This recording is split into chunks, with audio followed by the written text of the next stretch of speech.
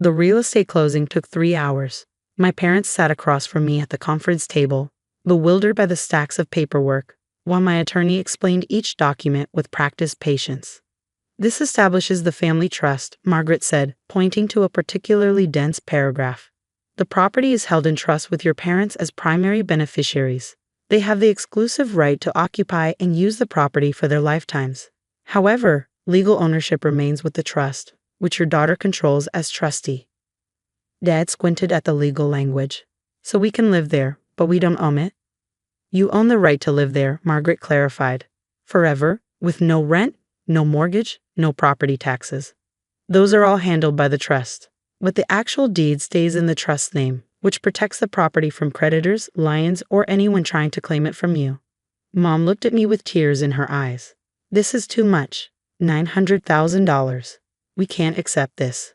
You already worked 40 years at jobs you hated to raise me and pay for my education, I said quietly. This is me saying thank you. You deserve to retire somewhere beautiful. The villa was in a gated retirement community in Arizona, desert views, mountain sunsets, 2 bedrooms, 2 bathrooms, a small garden, and a community pool. Everything they'd ever mentioned wanting in their retirement dreams during my childhood. I'd made my money in software development, selling the cybersecurity company I'd built from my apartment to a major tech firm for $38 million when I was 32. After taxes and paying off investors, I'd walked away with enough to never work again if I was careful. I chose to keep working, consulting and investing because I liked the challenge. But I also chose to take care of the people who'd taken care of me. My sister Vanessa had a different approach to family obligation. She called twice during the closing, both times asking when I'd be wiring her share of the gift money. I declined both calls. Vanessa was 5 years older than me, married to a perpetually unemployed man named Kyle, with 3 kids under 10. She'd spent her 20s bouncing between retail jobs and her 30s bouncing between multi-level marketing schemes that never quite delivered the promised income.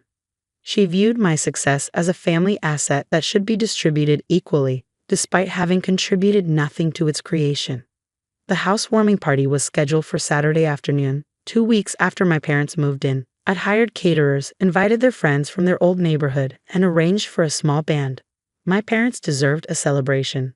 I flew in Friday night and stayed at a hotel near their community. When I arrived at the villa Saturday morning to help set up, something felt wrong immediately. There were children's bikes on the front porch. Toys were scattered across the small garden my mother had been excitedly planning. A minivan sat in the driveway that wasn't my parents' car. I used my key to open the front door. The living room had been transformed. My parents' carefully arranged furniture was shoved against the walls. Air mattresses covered the floor. Children's clothing was piled on every surface. The kitchen was a disaster. Dishes stacked in the sink, food left out on the counters, the refrigerator door hanging open. I found my parents in the smaller bedroom, the one that was supposed to be the guest room. They'd been moved out of the master bedroom. Dad was sitting on the edge of a bare mattress, looking defeated. Mom was folding clothes with shaking hands, tears running down her face. What happened? I asked, though I already knew. Vanessa showed up Wednesday, Dad said quietly. Said Kyle lost another job. Said they were getting evicted. Said they just needed to stay for a few days until they figured things out. And you let them? She's our daughter, Mom said, her voice breaking. What were we supposed to do? Let our grandchildren be homeless? I walked through the rest of the house. Vanessa and Kyle had taken over the master bedroom, their belongings spread across every surface. The children had claimed the second bathroom entirely, their toys floating in the bathtub. The garage was full of boxes and furniture, apparently everything from their apartment. Vanessa emerged from the master bedroom in pajamas at 11 in the morning, looking annoyed at being woken up. Oh, you're here. Good. We need to talk about increasing the food budget. 3 kids eat a lot, and Mom keeps buying the cheap stuff. Get out, I said calmly. She laughed. Excuse me? Pack your things and leave. This house is for Mom and Dad's retirement, not for you to move your family into. This is a family house, Vanessa said, her voice rising. Mom and Dad have way more space than they need. They can share with family. That's what family does. They're not sharing. You're taking over. They're sleeping in the guest room. Because the master has better closet space for our family's stuff. They don't need that much room. They're old. They don't have anything. Kyle appeared behind her, scratching his stomach through a stained t-shirt. What's going on? My sister thinks she can kick us out, Vanessa said, like she owns the place. I do own the place, I said quietly. It's held in a family trust that I control. Mom and Dad have lifetime occupancy rights. You have no rights to this property whatsoever. Vanessa's eyes narrowed. You gave this house to them. It's their house. They can let us stay if they want. Actually, they can't. The trust documents specify that only the named beneficiaries can occupy the property. Anyone else constitutes a violation of the trust terms and can result in removal by legal means. This was absolutely true. Margaret had written the trust carefully, specifically to prevent situations like this. I'd seen my sister's patterns for years. I knew she'd try something eventually. You can't just throw us out, Kyle said. We have kids. You make your nieces and nephew homeless? You made yourselves homeless by getting evicted from your apartment. That's not my responsibility, or my parents' responsibility. We're family, Vanessa insisted. This is what you do for family, or are you too rich now to care about anyone else? I looked past them to where my parents stood in the hallway, Dad's hand on Mom's shoulder. They looked exhausted and scared, afraid to upset anyone, caught between their children. Mom, Dad, do you want Vanessa living here? I asked directly. They were silent. The answer was obvious, but they couldn't say it out loud. Get your stuff and leave, old people, Vanessa announced, turning to our parents with sudden venom. If my sister wants to be cruel, then fine. This house should go to the family members who actually need it. You two can go back to your old apartment. You don't need all this space anyway. Mom's face crumpled. Dad's jaw tightened, but he said nothing. Start packing, Vanessa continued. We're staying, you're leaving. That's how this is going to work. And incredibly, Dad started moving toward the bedroom. Decades of avoiding conflict, of keeping the peace, of accommodating his difficult older daughter, had trained him to comply even with something this outrageous. Dad, stop, I said. You're not going anywhere. But he kept moving, pulling the suitcase from the closet with trembling hands. I stepped out onto the front porch and made 2 phone calls. The first was to Margaret, my attorney. I need you at the Arizona property immediately. Yes, today. Bring whatever you need for an emergency trust violation and trespassing situation. The second was to the non-emergency police line. I need to report a trespassing situation at a property I own. The individuals were asked to leave and refused. They're also currently threatening and coercing elderly residents. Yes, I can wait for officers to arrive. Margaret arrived first, pulling up in a rental car 45 minutes later with her paralegal assistant. She was a 60-year-old woman who'd built her career on estate law and protecting vulnerable clients. She dealt with family property disputes for decades. Nothing surprised her anymore. Show me the situation, she said crisply. I walked her through the house. She photographed everything with her phone, the displacement of my parents, the takeover of the master bedroom, the children's belongings everywhere. She interviewed my parents quietly, documenting their statements about being threatened and told to leave.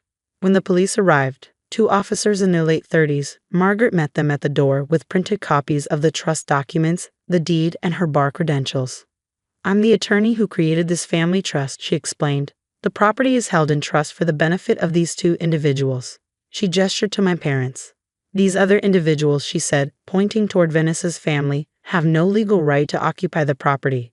They've been asked to leave and refused. They have also threatened the legal occupants, constituting both trespassing and potential elder abuse. The officers reviewed the documents. One of them, an older man with sergeant stripes, looked up at Vanessa. Ma'am, is this your property? It's my parents' property, Vanessa said. Actually, it's held in trust, the sergeant said. Your parents have occupancy rights. You don't. The trustee, your sister, is asking you to leave. That's a legal eviction notice. You need to vacate the property. We have kids, Vanessa protested. You can't throw kids out on the street. You have 2 hours to gather your belongings and leave, the sergeant said. If you're not gone by then, you'll be charged with criminal trespassing. If you need help finding emergency housing, I can provide resources for families in crisis. Kyle finally spoke up. This is ridiculous. We're family. This is property law, the sergeant said. Family doesn't override legal ownership. You're trespassing. Leave voluntarily or be arrested. Your choice. Margaret turned to me. I've documented everything for a potential restraining order if needed. The trust violation is clear. Do you want to pursue harassment charges for the threats made to your parents? I looked at my parents. Dad had stopped packing. Mom was sitting on the bed, looking shell-shocked. Not unless they refuse to leave, I said. I just want them gone. It took 90 minutes for Vanessa's family to pack. They filled the minivan in Kyle's truck, making 3 trips to a storage facility. Vanessa didn't speak to me or our parents. She slammed doors, threw things into boxes, and made sure everyone could hear her phone calls about how she was being illegally evicted by her cruel sister. The officers waited through all of it, standing in the driveway to ensure my parents weren't threatened further. When they finally drove away, the sergeant handed me his card. If they come back, call immediately. Given the documented threats to your parents, you have grounds for a restraining order. I'd recommend pursuing it. Margaret nodded in agreement. I'll start the paperwork Monday. We'll also send a formal cease and desist letter to make it crystal clear that any further contact or attempted access to this property will result in legal action. After they all left, I spent 2 hours with my parents cleaning the house. We threw away the food Vanessa had left rotting.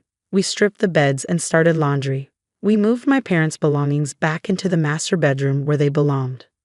Dad didn't say much, just worked methodically, putting his house back in order. Mom cried quietly while folding sheets. I'm sorry, she said eventually. We should have called you immediately. We should have stood up to her. She's manipulative, I said gently.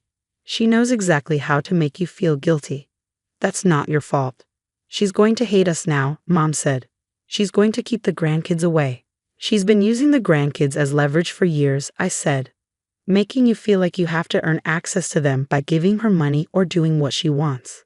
That's not a healthy relationship. Dad sat down heavily on the couch. I worked 43 years. Your mother worked 38. We never made much money, but we did our best. We raised 2 daughters, one who worked hard and succeeded, and one who thinks the world owes her something. You did everything right, I said firmly. Vanessa's choices are her own. Her problems are her own. You didn't fail her. She failed herself. The housewarming party happened that evening, smaller than planned because I'd sent last-minute apologies to some guests, but meaningful nonetheless. My parents' old neighbors came. They admired the house, the garden, the mountain views.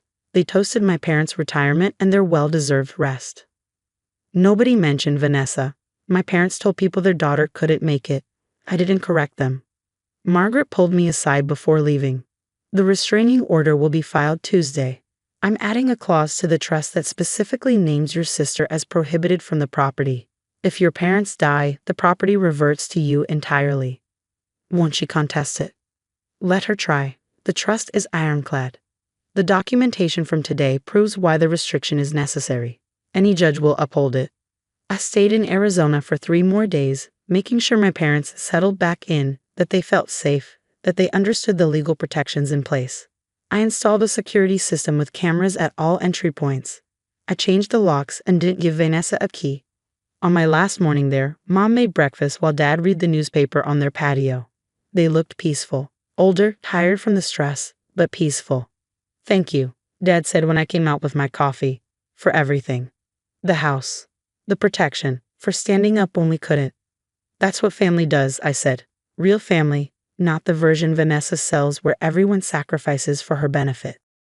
I flew home that afternoon. Vanessa sent me a long text message that evening, full of accusations, guilt trips, and threats. I forwarded it to Margaret and blocked Vanessa's number. The restraining order was granted 2 weeks later. Vanessa was prohibited from coming within 500 feet of my parents' property. She filed a complaint with the court, claiming the trust was invalid. The judge reviewed the documents and dismissed her complaint within 48 hours. My parents live peacefully in their retirement villa now. They've made friends in the community. Mom joined a garden club. Dad plays poker with other retired guys twice a week. They video call me every Sunday to show me what's new in their lives. They never mention Vanessa. I don't ask. I paid $900,000 for that villa and tens of thousands more in legal fees to protect it. Some people would say that's too much, that I should have found a compromise, that I destroyed my relationship with my sister over property. But I didn't destroy anything. I just refused to let my sister destroy what I built for our parents. I refused to let her manipulate and threaten people who'd spent their whole lives working hard and deserving better. The money wasn't the point. The villa wasn't the point. The point was that some people spend their lives taking care of others, and they deserve to be protected when takers come for what little peace they've earned. My parents earned their peace. I just make sure they got to keep it.